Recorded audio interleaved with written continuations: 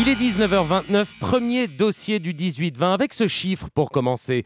13% des Français vivent en dessous du seuil de pauvreté, c'est-à-dire avec moins de 950 € par mois. Ce chiffre de la pauvreté en France est stable. En revanche, les riches de France sont un peu plus riches et le revenu médian est de 1 580 € par mois. Bonsoir Gérard Mermet. Bonsoir. Vous êtes sociologue. Quelle est votre première analyse de ce portrait de la France que dessinent les chiffres de l'INSEE publiés aujourd'hui ? D'abord, c'est un portrait financier, monétaire, et donc qui ne rend pas compte évidemment de la réalité bien plus complexe et bien plus diversifiée de la France. Et ça traduit en même temps l'importance qu'on attache aujourd'hui à l'argent. Il y a une espèce d'obsession collective de l'argent aujourd'hui, alors qui se justifie quand on parle de la pauvreté et bien sûr qui permet éventuellement de lutter contre elle. Mais ça montre à quel point l'indicateur majeur, quasiment unique, c'est la richesse collective à travers le PIB et sa croissance ou décroissance, et richesse individuelle à travers les revenus et la pauvreté. Mais même si ces outils ne sont pas parfaits, j'imagine qu'ils disent quand même quelque chose de très profond sur l'état de la France, non ? Écoutez, ils nous disent principalement qu'il y a une stabilité dans la situation monétaire des Français, puisque ce taux de pauvreté, qui est un taux relatif, il faut le rappeler parce que c'est extrêmement important. Ça veut dire quoi ? Comment est-ce qu'on mesure la pauvreté monétaire, en l'occurrence ? C'est l'ensemble des personnes qui gagnent moins de 60% du revenu médian. Alors c'est un petit peu compliqué. Expliquez-nous, parce qu'on va y venir au revenu médian aussi. Le revenu médian, c'est le revenu qui sépare la population en deux moitiés égales. C'est-à-dire qu'il y en a la moitié qui gagne plus et l'autre moitié qui gagne moins. Eh bien, on est pauvre quand on gagne moins de 60% de ce revenu médian, c'est-à-dire à peu près 950 € par mois. Voilà. Donc, il y a 13% de Français qui sont concernés. On pourrait mettre la barre à 50%, ce qui a été le cas pendant longtemps. L'INSEE avait un seuil qui était à 50%. À ce moment-là, on a un seuil de pauvreté qui est 2 fois moindre. On est à 7% de la population et non pas à 13%. 950 € par mois pour vivre. On s'aperçoit que ce sont beaucoup aussi les familles monoparentales qui souffrent de cette réalité-là. Et les associations alertent sur les jeunes, les retraités, les précaires qui sont de plus en plus souvent obligés en France de recourir aux humanitaires pour pouvoir s'en sortir. Oui, ça je crois que c'est important. C'est-à-dire que derrière cette moyenne, il y a comme d'habitude une dispersion et qui montre notamment que les familles monoparentales sont concernées à 30%. 30% des pères ou des mères, mais ce sont essentiellement des mères dans 80% des cas, qui vivent avec un ou plusieurs enfants, sont en situation de pauvreté telle qu'on l'a définie tout à l'heure. Et donc, et c'est aussi plus vrai pour les jeunes que pour les moins jeunes, voire les seniors.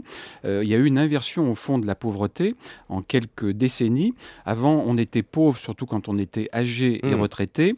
Aujourd'hui, il y a un taux de pauvreté inférieur chez les inactifs et donc les retraités que chez les actifs. Je vous repose la question, Gérard Mermet. Ces chiffres-là, même imparfaits, disent quoi au fond de la situation sociale en France ? Prenons l'exemple concret des jeunes.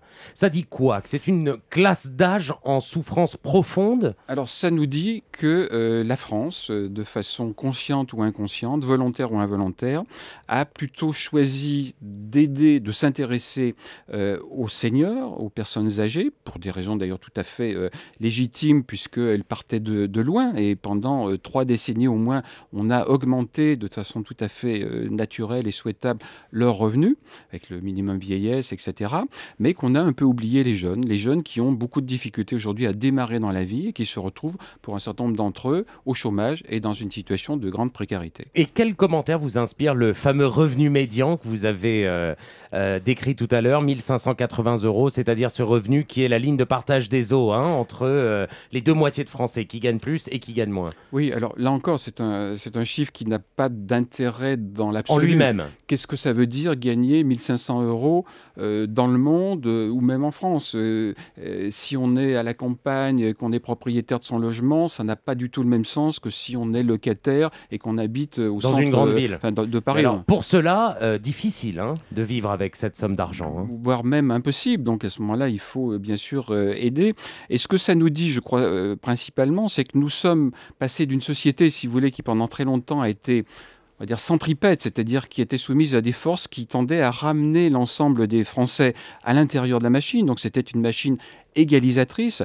On est passé à un système centrifuge, c'est-à-dire que ces forces, elles tendent à éloigner beaucoup de membres de la société du centre de la machine, et donc il y a un risque de marginalisation, d'exclusion. David Abiker. En matière d'insécurité, on parle de la mesure de l'insécurité et souvent aussi du sentiment d'insécurité. Est-ce qu'on peut faire un parallèle, même hasardeux, avec la pauvreté objective et le sentiment de pauvreté? Gérard Mermet. Je crois que ce parallèle, il n'est pas du tout hasardeux, il est même souhaitable, puisque on est face à un sujet qui est à la fois très complexe, parce que derrière ces chiffres, il y a des définitions, il y a des évolutions dans le temps, dans l'espace, et qu'il faudrait prendre en compte, et on ne peut pas le faire en quelques minutes. Et puis c'est difficile d'accès à celui qui a bien d'autres choses à penser.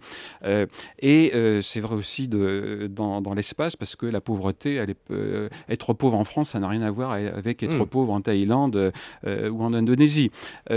Mais c'est vrai qu'il y a d'un côté la réalité objective, telle qu'on peut l'approcher par ces chiffres, même si c'est toujours imparfait, et la perception de cette réalité. Et nous sommes aujourd'hui dans un pays qui est, je dirais, peut-être davantage paupériste que paupérisé. Expliquez-nous ça. Ça veut dire que ce sentiment d'inégalité, d'injustice, d'accroissement des situations défavorables, il est vrai pour un certain nombre de catégories qu'on a très rapidement décrites, mais on pourrait aller beaucoup plus dans le détail. Mais en même temps, il est moins important qu'on ne le dit. C'est-à-dire que le sentiment est sans doute un peu excessif par rapport à la réalité. Encore une fois, il y a stagnation de ce taux. Il n'y a pas aggravation. Du taux de pauvreté, il y a stagnation. Il y a eu une diminution du taux de pauvreté très forte, puisqu'entre les années 70 et la fin des années 90, il a été divisé par 2. Donc aujourd'hui, ça veut dire qu'il y a une incapacité d'aller encore plus loin, et évidemment, ce sera probablement l'un des thèmes au cœur de la campagne de 2012. Vous pensez vraiment ? Oui, je pense remettre en mouvement la société française. Remettre en mouvement, montrer qu'il n'y a pas de fatalité d'un maintien de ces inégalités qui, pour beaucoup de Français, sont devenues insupportables et qui ont été exacerbées par la crise, par la mise en évidence, la médiatisation d'un certain nombre de dérives ou d'abus ou de choses qui sont inacceptables. Les écarts de revenus indécents de certains patrons, de certaines fortunes, etc. Je signale au passage d'ailleurs qu'on s'intéresse très souvent aux revenus des Français, mais beaucoup moins au patrimoine. Alors, on le fait récemment avec l'affaire Bettencourt, mais les inégalités de revenus sont elles aussi assez stables, alors que les inégalités de patrimoine et de fortune ont connu des écarts Expliquez-nous, Gérard Mermet, en quoi l'inégalité de patrimoine est aussi un bon curseur pour lire les différences entre les Français. C'est un curseur important parce que ça donne une sécurité, ça donne une liberté, et notamment pendant la dernière partie de la vie, la retraite. Et cette dernière partie de la vie, elle est très longue puisqu'elle dure en moyenne à peu près 25 ans. Donc ça veut dire que ceux qui ont simplement des pensions de retraite ont une limite qui est celle de la pension, même si elle a été en accroissement, alors que les autres, ceux qui ont un patrimoine, peuvent mobiliser une partie de ce patrimoine pour avoir des compléments de revenus tout au long de leur retraite. Et idem pour les jeunes, traverser une période de précarité quand papa et maman ont acheté un appartement, c'est plus facile que quand on l'a pas. Bien sûr. Regardons du côté des riches maintenant, tout simplement, des 10% les plus hauts. Alors la richesse est en très légère augmentation, nous dit l'INSEE, pas de manière spectaculaire, mais en tout cas, elle augmente. Là aussi, analyse, Gérard Mermet. Alors, la richesse augmente d'une façon globale dans le pays, de la même façon que les revenus. D'ailleurs, c'est très impopulaire de dire ça, mais c'est quand même ce que l'on constate quand on prend la peine de regarder les chiffres de la comptabilité nationale. En revanche, il y a des inégalités très différentes selon qu'on considère le premier décile, c'est-à-dire les 10% les plus riches et les 10% les plus modestes, ou les 1% les plus riches. C'est-à-dire que les 1% ont vu leur revenu, les très, leur patrimoine, les très riches sont encore plus riches. Beaucoup plus que les 10%. Et donc l'écart sur les 1% est beaucoup plus important et beaucoup plus croissant que sur les 10%. David Abiker. Est-ce que vous avez le sentiment qu'il y a une corrélation entre la couverture médiatique des catégories socio-professionnelles qui disent perdre du pouvoir d'achat et la réalité de ces statistiques? Gérard Mermet.